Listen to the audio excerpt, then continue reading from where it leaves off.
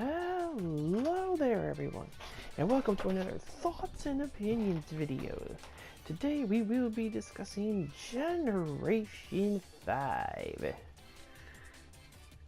and the Unova region. What did I think of the generation that housed black, white, black 2, white 2? No official remakes for that generation, mostly because they still stayed in the Nintendo DS. And I kind of understood why they didn't remake anything after that. I think they wanted to remake one every console. But let's get on Generation 5 today, shall we? Generation 5 brought in some few new features, which were pretty decent of all. Basically, the graphics were pretty well done this time, with huge towns. The Unova region being pretty big, not as big as Sinnoh, but still pretty big. And since the last 4 regions are modeled after somewhere in Japan, this region was modeled after New York, basically, which is different, I guess.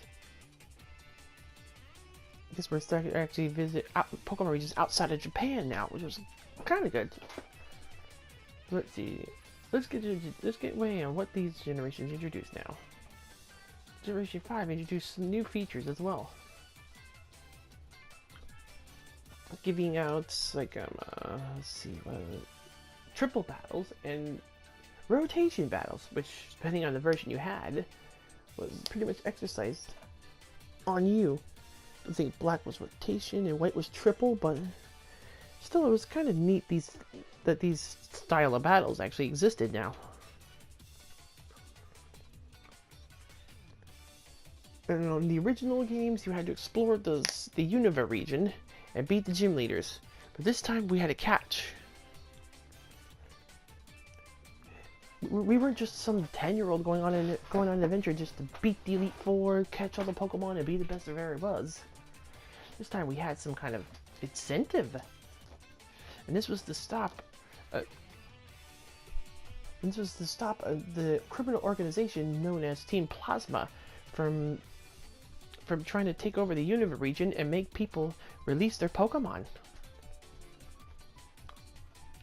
But Generation 5 also has kind of controversy over a few things, as well as designs for Pokemon, as well as I've heard some people yell about Team Plasma, being how their organization is contradictory to each other. Now let me explain that right here. Now, Team Plasma's goal was to release Pokemon. Basically, they wanted to enslave people, basically, and have them release their Pokemon so they never battle again. And some people are confused by the actions of Team Plasma. Some wouldn't hurt Pokemon, others would. But there was a major reason why that was, and that was plot. And I was heavily invested in the plot to find out why Team Plasma did one thing and said one thing and did another. But let me get into the story first. So basically, we saw Team Plasma as early as we left our first town, that town after that. And then we also met a mysterious person called N during the time. And we went on a journey of self-discovery. Basically, we went on a journey just to beat the Elite, just to collect the 8 gym badges, and watch his N's journey of discovery, as he discovers that he needs a legendary Pokemon and awakens it. After that, he goes to we go to awaken the legendary ourselves, but to no avail, which was actually pretty damn neat. And the story keeps you heavily invested. I mean, I swear to God, it did me. I was so invested in what was going on that I followed it hook, line, and sinker throughout the entire game. I even replayed it several times because that was just, oh my God, that was like literally one of the best stories I've ever been through.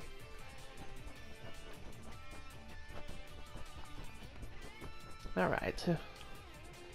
You get to the end and realize that, oh yeah, It's like, oh yeah, by the way, you can't release the legendary Pokemon. And has defeated the champion and wants the world to release their Pokemon. And he wants the Unova to basically be the first people to release all their Pokemon. And basically, since and beat the champion older, he can do whatever he wants now. Basically, apparently, I guess that's how it works. But it was only up to us in the end. And somehow, some way, we actually managed to awaken the legendary Pokemon. And battle against N, only for him to fail in his goals, basically.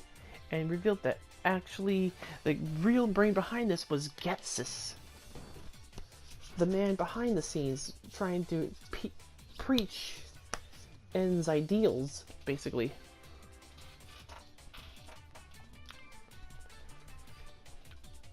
And we discover how bad of a man he truly was, basically. A conniving scoundrel who just didn't care about anyone, including the old boy he raised as his own son. Calling N a heartless person, basically a heartless freak, basically. I think they just called him. But I gotta admit that throughout the entire journey, N had the most character development in the entire game. Because that was one of the best. That was one of the best stories I've ever been through, and I really enjoyed the character N. I know he wasn't. I know the name isn't much and all stuff, but despite everything about Generation 5, it really shines in its story and how it gets you hooked into the plot. Just don't try to just blitz through the game, because you'll be tapping A for a while on half of these bubbles. And that's where another people have to take issues with Generation 5, that there's no skip option for all these long cutscenes. To be honest, I was too hooked to even care. And in the sequel games, Black 2 and White 2, you return as new trainer. Basically, you get new trainers 2 years later in an expanded Unova region. But Getsus is back to his own. Getsus is back to his own tricks again, as he revives Team Plasma again, and this time wants to take over the entire Unova region through sheer force, basically. You learn that in this game, Team Plasma is now split up into Getsus followers and N followers. And this is where, in the first game, Team Plasma had such contradiction to their actions. Like, they said one thing, they wanted to release Pokemon, and do another. Hurt Pokemon. Like the Muna incident. Now, why was this? Because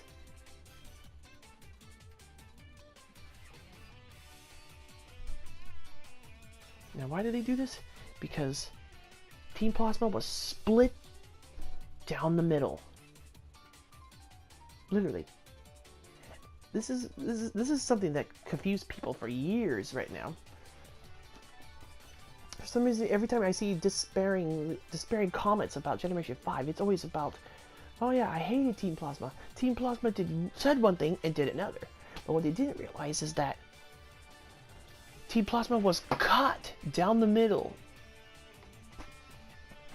We had those who wanted to rescue Pokemon. They were all over on N's side. And they wanted to be sure that, yeah, they wanted to save Pokemon. They didn't want to hurt Pokemon. They didn't want to do anything to Pokemon other than release them and make sure they had a good time. Then you had Getsus and his side. They did whatever they took. They were really the most evil. And it was Getsus' followers, basically, that were the ones that hurt Muna and did other despairing things. I don't know why this confuses people, but yeah, this is the reason why Team Plasma said one thing and did another. They were basically cut down the middle. I cannot stress that enough. It makes a lot of sense now, basically, now that you learned what happened with the sequels.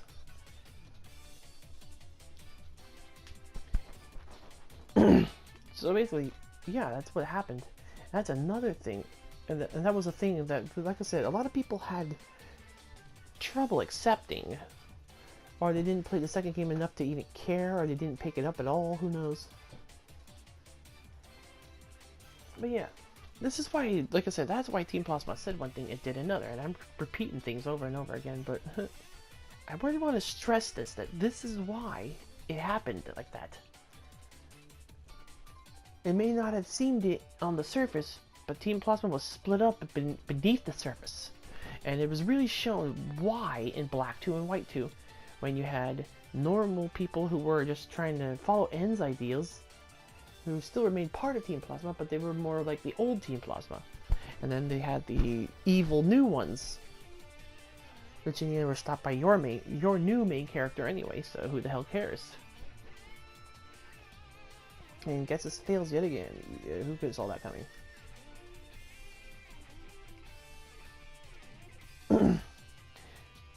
There was pretty much almost barely any after-game story, too.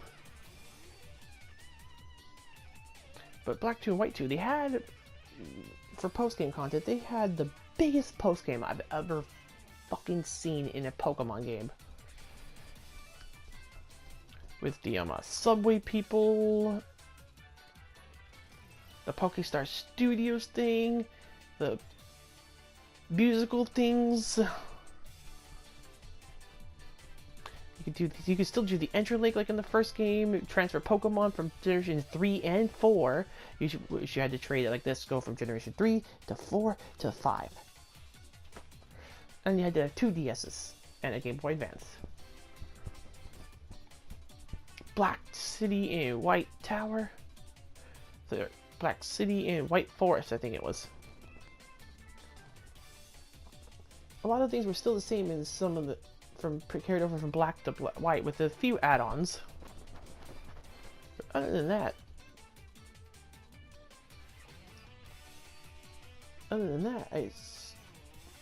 the story in the original games is where Generation 5 truly shines.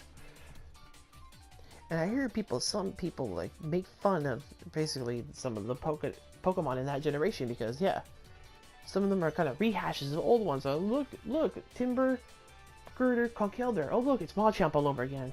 Oh look, Roggenrola, Bulldor, Gigalith. Oh look, that's Geodude all over again. Oh, look at that! It's an ice cream Pokemon. Game Freak's really running out of ideas. Look, Chandelier. Game Freak's running out of ideas.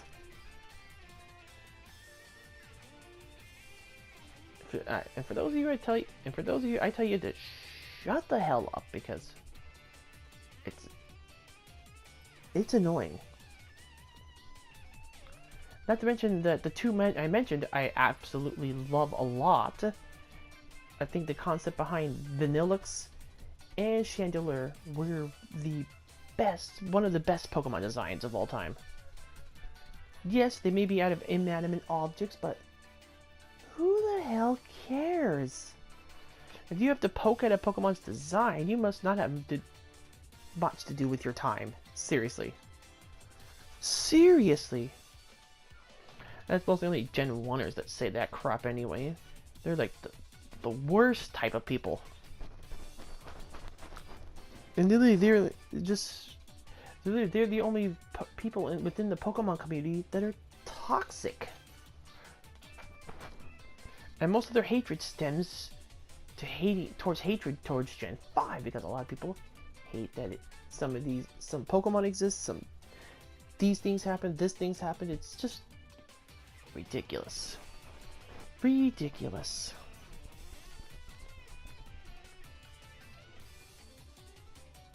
Overall, between the 649 Pokemon, where do Black 2, White 2, Generation 5, basically, where did Generation 5 fit in on the counter? Where Generation 1 is 6th place, Generation 2 is 4th place, Generation 3 is 3rd place, Generation 4 is 7th place. Generation 5 is basically in 1st place. No, seriously. These are literally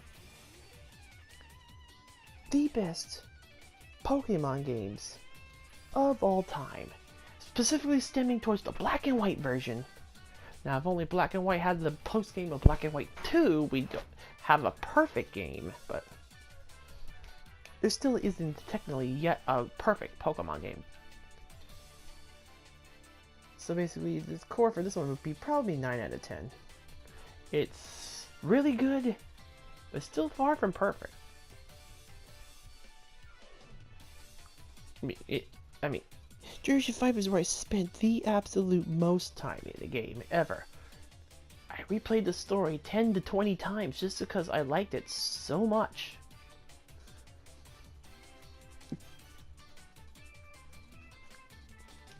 Basically, that's pretty much how I feel about Generation 5. And I think it's a pretty underrated generation, despite everyone's griping of it being so bad. But in actuality, it's one of the best out there.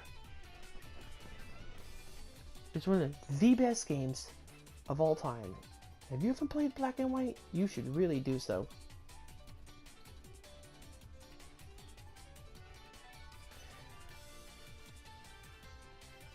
Alright, I think that's enough for the ramble on Generation 5 now. So basically it's one of the best regions out there, basically. So let's stop this here, and next time it'll be Generation 6. Like, share, subscribe, and tell me why you don't think Generation 5 deserves this #1 slot. Or what you hate about it in the comment section below. Or if you agree with me, thinking that it's pretty damn underrated. Because it truly, truly is. Well, I'll see y'all next time for Generation 6. See you there. And until next time, have a good one.